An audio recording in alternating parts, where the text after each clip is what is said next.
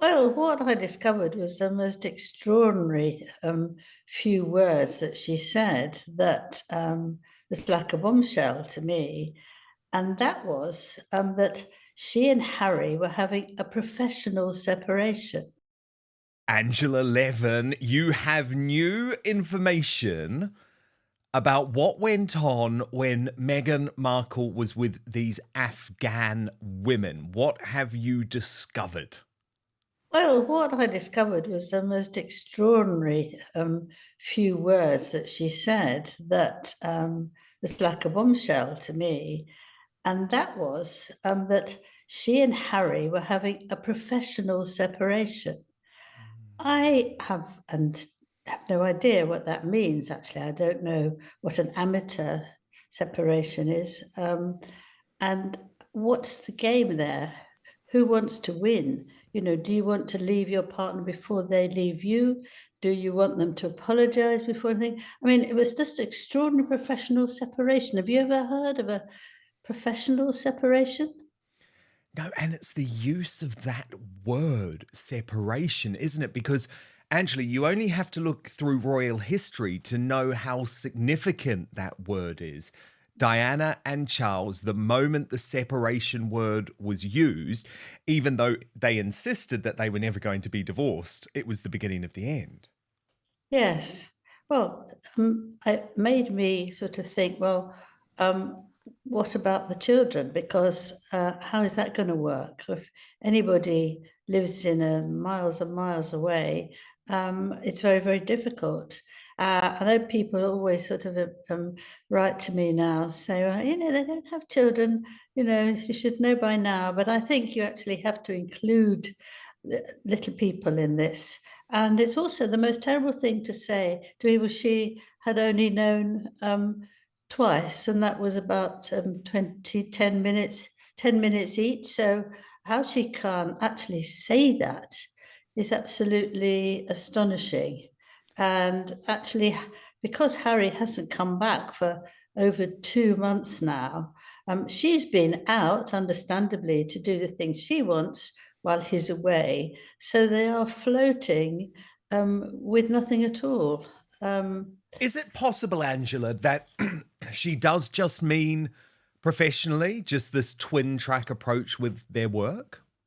yeah, but I mean, if you like your husband, before they were, as I've said, salt and pepper, you just want to be with them all the time. You hold hands all the time. They give you security And all they the time. worked on the desk next to each other in the They're office, next to remember? each other, yes. How can you bear to be that so many days apart? I don't understand that. It makes sense if it's really important for business, or you've got something, that is very serious. But actually, it's obviously not. The things that Harry has chosen are things he's chosen. They're not things he had to do. And ditto Meghan. So I don't think it can actually be anything, that's just come about. This is a deliberate thing that he doesn't want to come back, and I think that because he hasn't come back at all, that it's making a statement, a silent statement. There we are. Yeah, How's that? there's a lot of silent statements going on at the moment. Yeah. And also, Angela, a lot of groundwork being prepared to try and make us in some way accept a return to the royal family of Prince Harry. So, Richard Eden, the diary editor of the Daily Mail, has reported that palace sources have made clear to him that Sophie, the Duchess of Edinburgh, and her husband Prince Edward could point the way, he says, for Prince Harry and Meghan Markle to return to royal duty. So this is Richard Eden's reporting. He says courtiers are increasingly convinced that Harry wants to resume his old way of life when he felt he was using his privileged position for making a worthwhile cause. And a source says Harry's heart is not in the TV stuff. Anyone can see that. One courtier told Richard Eden if the Duke and Duchess of Sussex are prepared to give up their private work and return to royal life, they would be welcomed back, certainly as long as King Charles is monarch. What do you make of that? Well, I like Richard very much. I've known him a very long time, but I don't understand what on earth he's saying. It doesn't make any sense to me. The only thing I can understand, and I'll say this at the first thing, is that sometimes when the Mail has a big problem, that's the newspaper he works for, they say to journalists, take it easy, go down, be careful. And what we have coming up is yet another court case against the Mail that's going to cost £40 million, something ridiculous like that. And they don't want any trouble. I mean, they did this with Meghan's father over the letter that they used. Yes. And that was a bit of a problem, but the word was going around that is be nice, be careful. I was told that several times. I'm not very good at sort of making something very soggy if it's not. And I think that's my only thing that I could think of. So I did a bit of research and I thought, well, how can they compare themselves with Edward and Sophie? So I looked. They met Sophie in 1993, right? They married in 1999, and the royal knockout, which was absolutely awful and made a shame of the whole royal family, was in 1987. So sensible Sophie wouldn't have been there, and they would be very young and inexperienced. Also, Sophie was tripped up by a News of the World person Yes. because she Maz started in Mahmood, the fake sheikh. 2001. And she was asked about all sorts of roles and she chatted away innocently. And that was terrible. The Queen was furious and she gave up her job as a PR. Now, they've done nothing wrong since. They've been terrific. They're there now all the time looking after what's going on. Sophie was very close to the Queen. And the Queen's not taken in by someone who's sort of smarmy or difficult. You know, she would go to church with her, she would make her laugh. So you can't compare Meghan and Harry to them because they have been vile. They've been so ghastly to the royal family. They attack all of them. And Meghan doesn't want to come to England at all. I don't want to put my foot there, she says. And Harry wants to go. We don't know why. I think it's all aside to it. I think that he wants to get something which he can sell.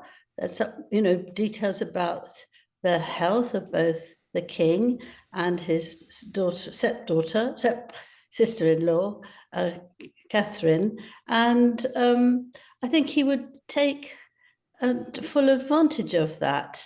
And I don't think that the king, who is still having his cancer treatment, would accept him to come along because the whole point is that he's calm, everything's calm. And the Queen has made sure that that continues, that there isn't something that might hurt him because he's vulnerable. He's working hard, he's doing a lot, but you don't want someone who's going to come in and say, I demand, and you've got to still apologize to Meghan, you've got to give me money. We haven't had worked out a settlement. You know, Meghan wants a big house. Nobody really wants Meghan at all, and how can you trust someone so untrustworthy? So William would be furious too. He wants nothing to do with Harry, certainly not while his wife is ill. So what this nonsense is all about, I have no idea. It doesn't make sense on any level, either work-wise or personality-wise or willingness-wise. I don't understand it. So that's my only answer to what it is. And it made me very annoyed. When you don't want to make Andrew annoyed. Do you know the thing that I think was most intellectually dishonest, Angela, about the comparison of Meghan and Harry to Sophie and Edward?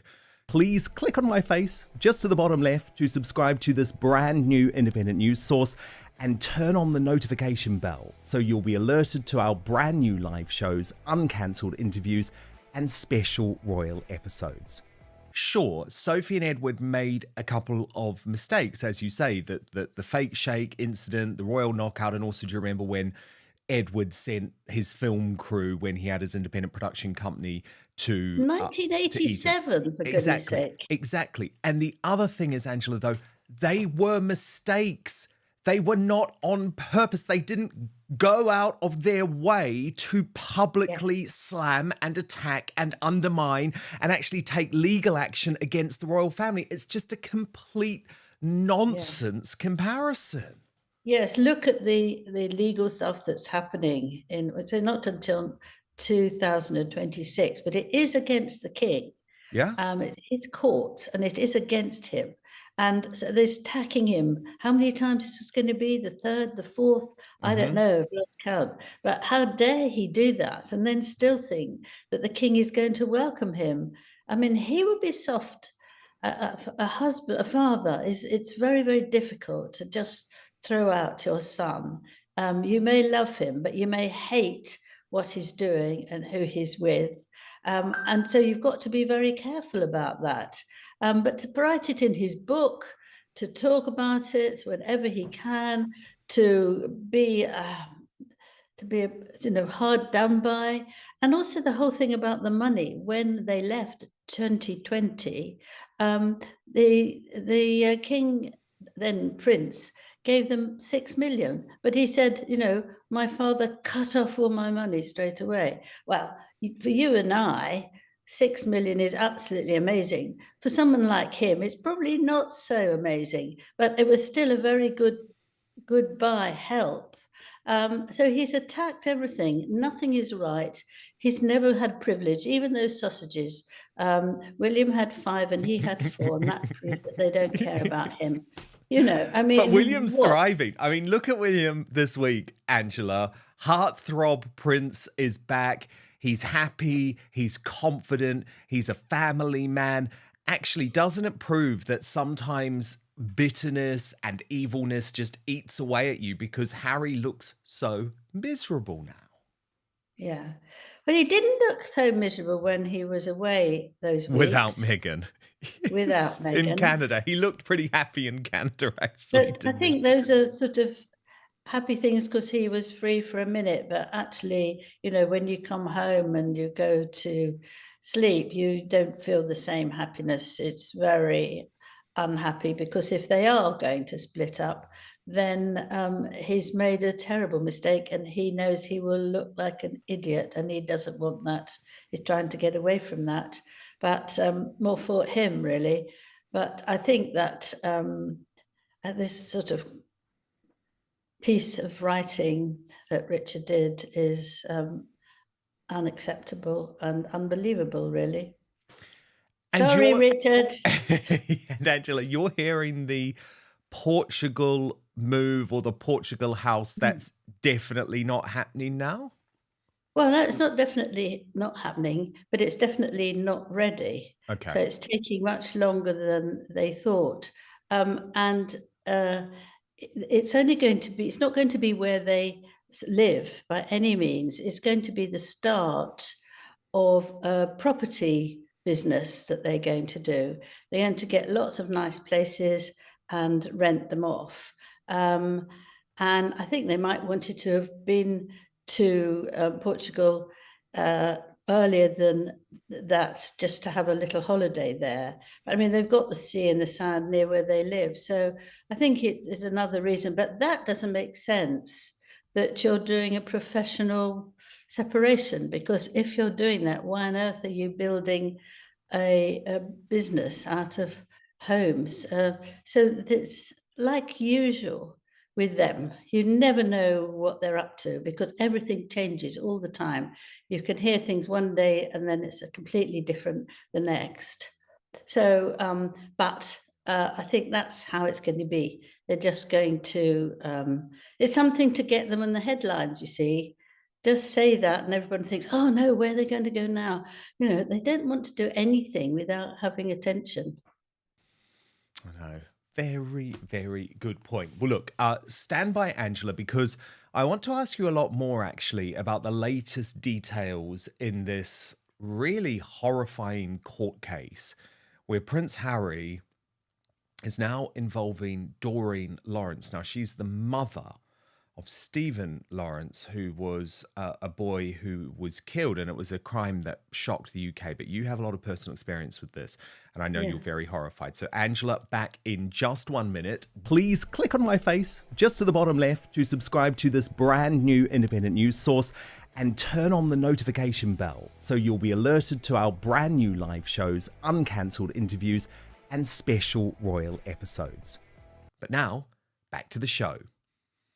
So, Angela Levin, this court case between Prince Harry and the Daily Mail has taken a really shock twist because he has involved Stephen Lawrence's mother, I believe, via a text message. You were very involved in the Lawrence case, and you're obviously also Prince Harry's biographer. So you know all of the personalities involved here. What happened?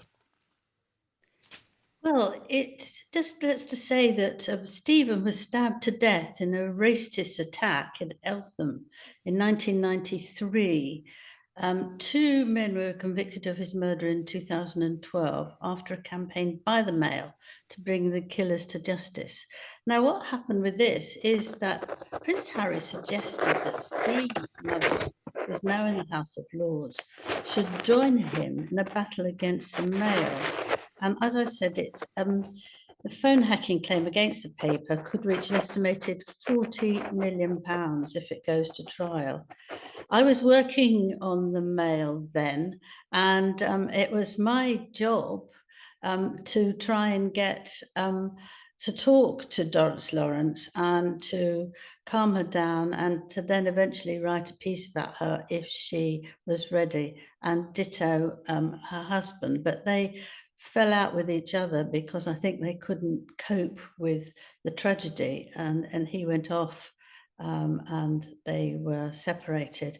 Now, it took me a very long time, but I knew that the Mail was the only newspaper to do anything about this. No other newspaper was trying to help out, so which was absolutely extraordinary and shows how different things were then. And also, the police said they couldn't manage to do anything. So the Mail set out to try and find out and help them, and to try to get people who seemed to be the people who had killed Lawrence. And so I met Mrs. Lawrence several times, and she was quite obviously in a terrible state. I mean, I'm used to doing a lot of these sort of interviews, but it's very difficult when somebody is absolutely at their bitter end, that the son she adored and thought was very clever and had aims for him to be an architect, that she would actually even talk to me. But she did. We had a very, very long interview, and I even showed it to her, which you don't often. And I wanted to make sure that she felt my passion for her loss as well. And we got on okay. Her husband was very easy. He was a very gentle man and also completely wiped out, terrible. But to then come up and say that you want to say that, what is it, that's journalists, have invaded her privacy. Now, the other newspapers only did anything well after the Mail had got the people that they thought had murdered Lawrence on the front cover. This was very, very difficult, and the lawyer of the Mail was absolutely watching everything, testing everything. You have to be very careful because you can be wiped out if you say the wrong thing. It was extremely brave, and the editor was marvelous with them. They had lots of money from the Mail, and they had a lot of attention, and it was something very, very important. And I think that Lawrence's father did some work for the editor, business, sort of painting or something like that. And he had a very strong feeling that, he had to help this man. And so to actually attack the I know. newspaper. But the thing is, Angela, to me, this shows you that Harry will not stop at any length when he wants to undermine his media enemies. I've seen what he tried to do to me. Because the thing is, this text message that he said to Doreen Lawrence apparently said that he had information that she would want to know about. So he has effectively destroyed a relationship between Doreen Lawrence and the Daily Mail, which, as you say, goes back years and years and years. And let's just be honest about it. If Paul Dacre hadn't have run that front page image of Stephen Lawrence's killers, no other media organization would have been brave enough to do it. So I can say that I'm disappointed in Doreen Lawrence, but it's worse what Harry has done. Yes, it's absolutely worse because he's manipulating her. Yes. I think, and putting into her words something that is not true. She did go off the Mail before actually Harry sent this message, but that's because she turned against a lot of white people. She didn't really like that. She became much more interested in black only, which is entirely up to her. And I think that she didn't fall out, but I think she was just very unhappy and didn't want to know anything. But I think that Harry should work on that.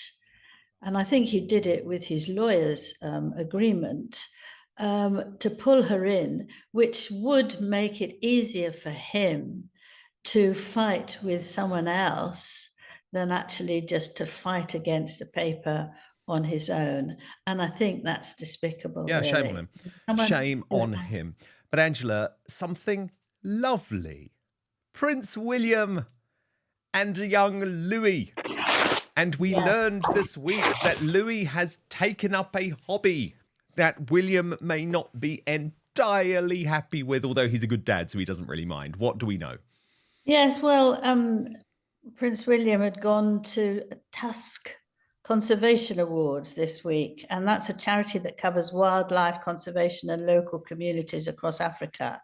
And at one point, he just said to somebody that, Louis, who is very mischievous, he said, "My youngest is learning how to play the drums. That's why I now spend my entire life with my fingers in my ears." And when you think of Louis and how lively and energetic he is, you can understand that, the banging gets rid of some of it. And I think it was a really lovely little story to say. And he adores him. They all adore him. Well, he adores all his children. And it was very, very sweet. Very sweet. Very, very lovely. Oh, William, what a good dad he is. And look at those lovely pictures. The biggest talking point comes from Meghan's reported use of the phrase professional separation. On the surface, the explanation seems straightforward.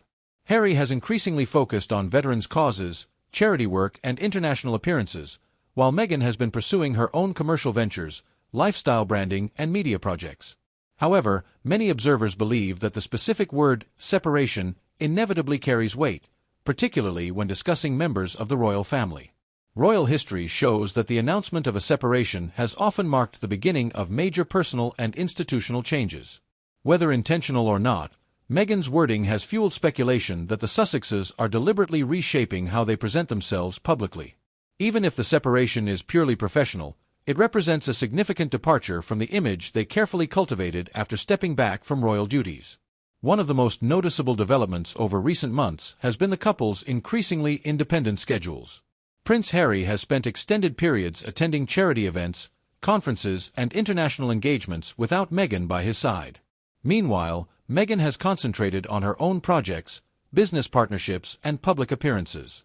This is a striking contrast to the early years of their relationship when they rarely appeared separately and consistently emphasized that they worked best together. While many couples naturally divide professional responsibilities, the Sussexes themselves made togetherness a central part of their public identity. That is why even a temporary professional split attracts so much attention. The contrast between their earlier messaging and their current approach has inevitably invited questions about whether this is simply a strategic business decision or evidence of broader changes behind the scenes. Perhaps the biggest obstacle facing any future reconciliation is trust. Relationships within families can often recover from disagreements, but public accusations, memoirs, and media interviews have created lasting tensions. Royal observers frequently point out that any future working relationship would require confidence that private family conversations would remain private. Without rebuilding that trust, many believe meaningful reconciliation would remain extremely difficult regardless of personal feelings between family members. Whether by choice or necessity, Harry and Meghan increasingly appear to be pursuing separate professional identities. Harry continues focusing on causes closely associated with his military background and charitable work, while Meghan is concentrating on lifestyle branding, entertainment, and commercial ventures. From a business perspective, this approach could allow each of them to appeal to different audiences and develop independent careers. However, it also marks a dramatic shift from the united front that once defined their public image. The coming months will likely reveal whether this is simply a temporary adjustment or a long-term strategy designed to reposition both individuals independently. The phrase, professional separation, may ultimately prove to be nothing more than an awkward choice of words. Even so, it has reignited discussion because it comes at a time when Harry and Meghan are appearing separately more often than ever before. At the same time, reports suggesting Harry could eventually resume royal duties continue to face significant skepticism from commentators who believe the damage between the Sussexes and the royal family remains too extensive. Taken together, these developments suggest that both Harry and Meghan may be entering a new phase, one where their careers become increasingly independent while their relationship with the monarchy remains unresolved. Whether this professional separation is simply a practical business arrangement or the beginning of a broader transformation remains to be seen. What is clear is that public interest in Harry, Meghan, and the future of their relationship with the royal family shows no signs of fading. As new reports continue to emerge, every statement, appearance, and decision will likely be examined for clues about what comes next. What do you think? Is this simply a business strategy, or does Meghan's choice of words reveal something more significant? Share your thoughts in the comments below, and don't forget to like, subscribe, and turn on notifications for more royal news and analysis.